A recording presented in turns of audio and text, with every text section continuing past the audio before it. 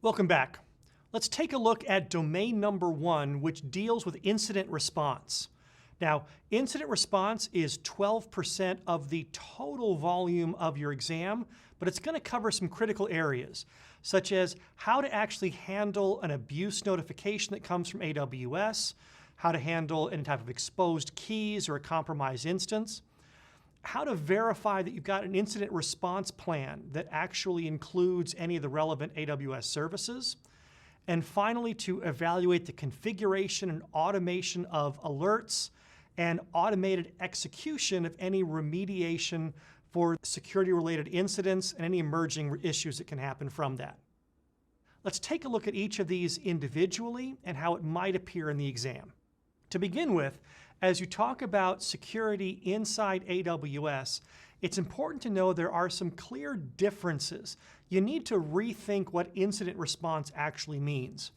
In an on-premises world, it's very easy if you have a server that might not be behaving well to just unplug it from the switch, remove it from the network, and then take that server to your forensics lab where it's isolated, explore it, find out what's wrong. If anything bad happens, it's no longer connected to anything but your forensics machines. In AWS, you can't unplug a server. That you don't have access to a cord you can just take out of the back of it. And even if you could call someone, because of the virtual nature of how the virtual machines go up, we're not exactly able to unplug just your machine. There's other machines running on the same server. So how do we get the same results? What you want to do is isolate your machine. This is where really understanding AWS networking comes into play. Knowing how to change the security group rules, how to change the network ACLs, how to add a different elastic network interface that actually can connect to your forensics subnet for the instance that still remains. These all become specific tools you need to be aware of and or be comfortable using as part of managing incident response. AWS offers a wide range of products that you can use to help streamline your incident response. Tools like AWS Trusted Advisor, CloudFormation, Service Catalog, VPC Flow Logs, AWS Config, API Gateway, CloudTrail, CloudWatch. They all serve unique purposes, and you need to be comfortable using all of them to be successful in the exam. Now, we don't have time to cover all the details of these, but if any of these are not familiar with you, please take time on your own to study the services and get comfortable with them. There are a number of very common incidents you need to be prepared to handle as part of your security management. Incidents like compromised user credentials or compromised data integrity, where we're not properly protecting customer data and internal data, or overly permissive access, where you might have a developer with admin access that have rights to everything, including production systems. This kind of wide access can lead to security vulnerabilities that you need to lock down. So how do you know if an incident is happening? There's a wide range of tools you need to be comfortable with, including all the different types of logs and monitors that are out there that can alert you if something is happening you don't want. Even being aware of your billing activity could be a way to flag nefarious activity. You expect a certain amount. If the billing is different, that could alert you. Threat intelligence. Both automated and machine learning options are available, as well as manual information that you can gather by looking through the logs yourself. AWS support is also a source of information on what might be happening, as we can alert you if we see compromised keys or illegal types of access in your account. Also, don't be afraid to include public response in your threat indicators as well. You might find a wide range of information from your consumers that can help you understand additional vulnerabilities you otherwise would not see. So, how do we deal with actual response?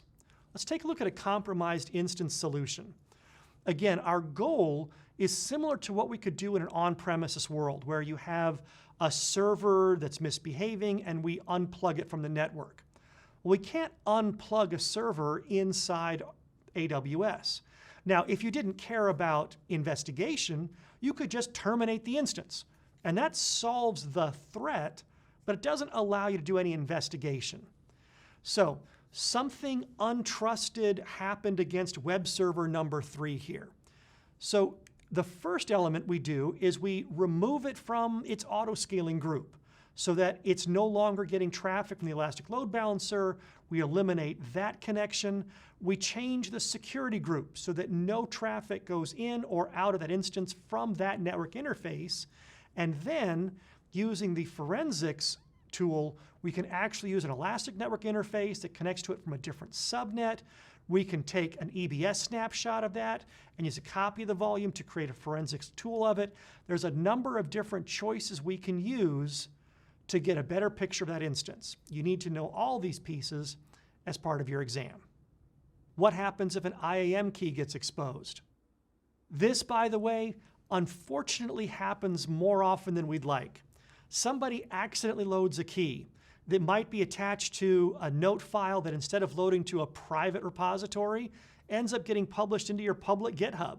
And the minute it goes here, it shows up everywhere. We find key propagation happens within seconds globally. So being able to walk through the steps that you need to know of what to happen in the event of an access key that goes out there is part of your toolkit. So if you find yourself in a case with compromised credentials, there's 4 steps you want to go through as part of your response. And the first step is stop the credentials from being a damage to you. You want to disable them. Now, you could in some cases delete them, but we don't always recommend that as a first step. A disabled credential still stops anyone from using it, but if it turns out that the credentials are in fact safe again, you can just re-enable them. Once you know that nobody should ever use them, feel free to delete the credentials. Step 2, attach a deny IAM policy to the particular user that is associated with these credentials. Why a deny IAM? It allows any request to be evaluated in terms of do not allow.